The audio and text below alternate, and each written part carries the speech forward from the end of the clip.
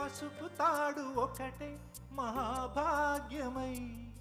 బ్రతుకుతుంది పడతి పదే లోకమై మగని మంచి కోసం పడే ఆర్తిలో సతిని మించగలరా మరే ఆప్తులు ఏ పూజ చేసినా ఏ నోము నోచినా ఏ స్వార్థము లేని త్యాగం భార్యగా రూపమే పొందగా